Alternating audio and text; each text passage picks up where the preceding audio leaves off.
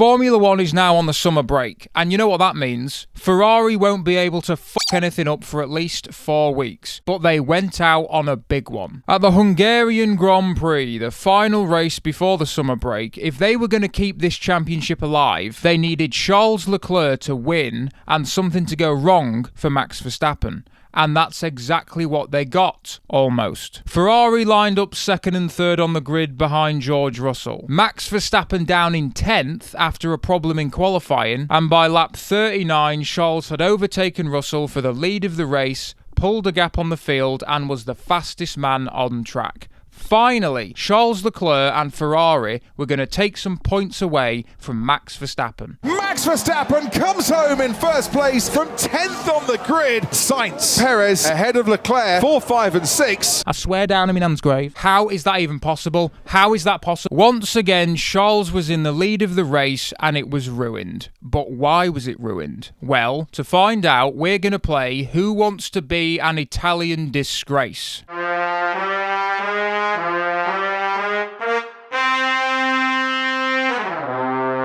For £0. On lap 39 out of 70, Charles Leclerc was in the lead of the race with a comfortable gap behind. By lap 70, he wasn't even in the top 5. Was that because A, engine go bang bang, B, Ferrari strategy, C, he made a mistake, or D, he got sucked in to a black hole? What is your answer? Azerbaijan. No, not Azerbaijan. You've got to pick A, B, C, or D. United Kingdom. No, not United Kingdom. Again, you've got to pick one of these 4 options. A, B, C, or D. Calvin Harris. Calvin Harris is not an option. Chicken. Chicken is not an option. Romania. For fuck's sake, it's B. Of course it was B. They fucked up the strategy.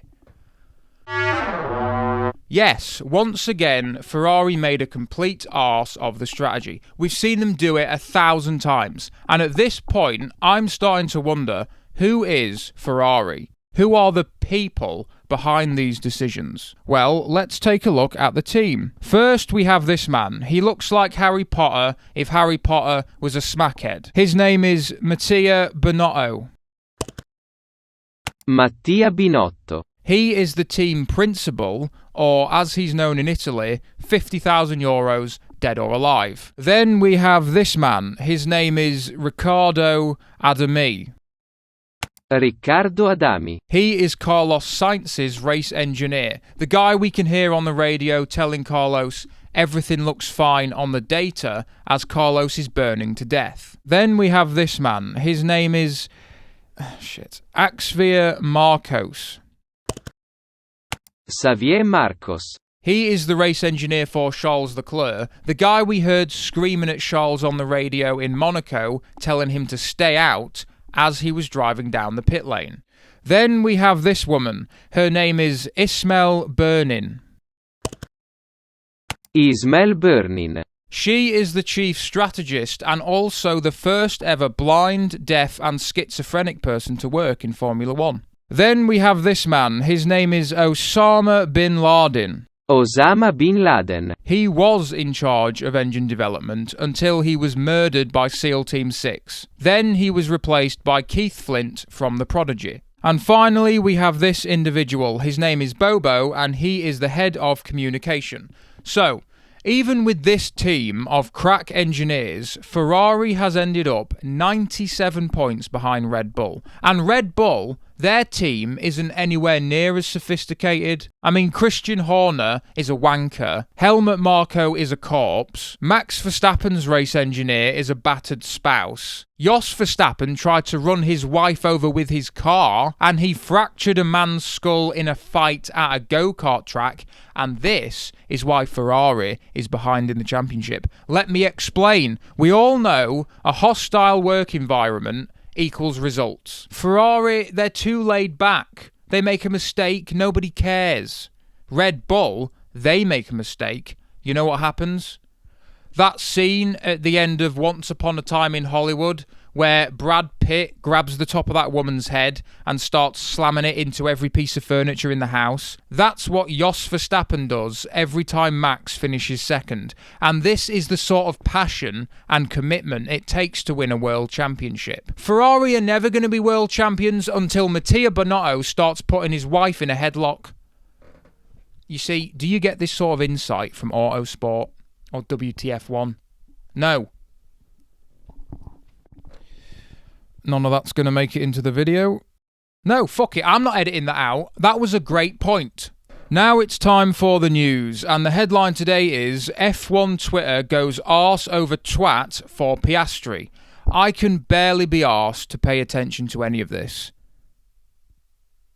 Basically, here's what happened. Sebastian Vettel announced his retirement. Then, Aston Martin announced Fernando Alonso. Then, Alpine announced Oscar Piastri. Then, Oscar Piastri announced that Alpine's announcement was bollocks. Then, I announced I would not be driving for Alpine next year, which absolutely devastated people. And then, Ryanair started tweeting about it, and something beautiful happened. So, the tweet was, Alpine, Ryanair, random seat allocation. Just a funny little joke, nothing serious. But then, somebody replied, but can you pay to choose your seat? And they replied, just like Lance Stroll. Fucking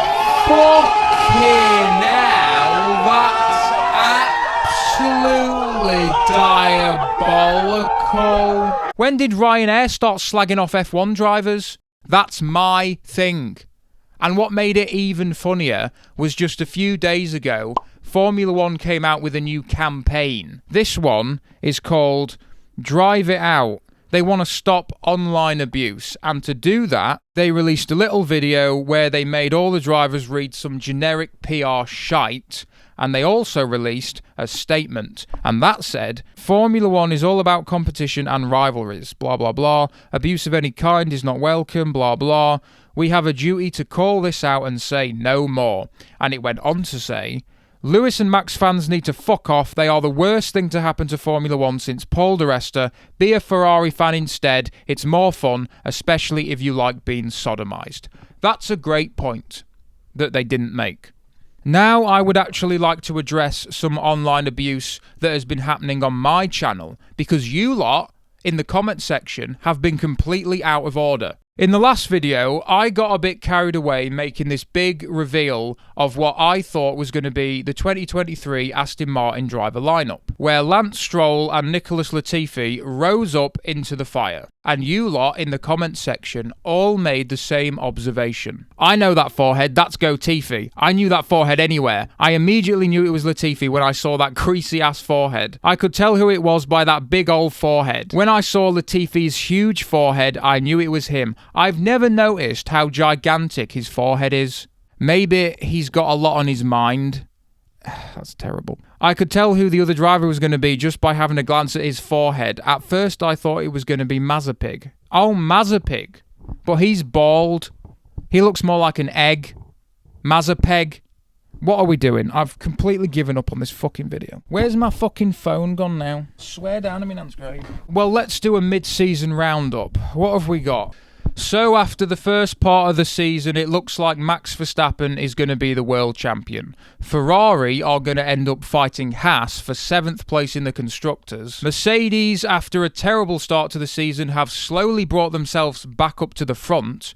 Lewis Hamilton has finished on the podium in the last 5 races. And George Russell finished in the top 5 in every race apart from the British Grand Prix, where he dipped a wheel in the duck sauce.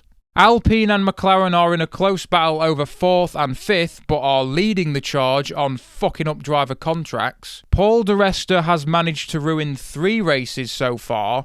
Valtteri Bottas does not exist anymore. Esteban Ocon is French. Miami is disgusting. Alex Albon came out as non-binary. And Nicholas Latifi still has 0 points. So that is the state of affairs after the first part of the season. But more importantly, what about my experience? Well, at the start of the season, when we did the Bahrain race reaction video, I had 40 subscribers. Then, the next week, when it was the Saudi Arabia video, I had 50 subscribers, and then, just a few days later, it hit 69 subscribers.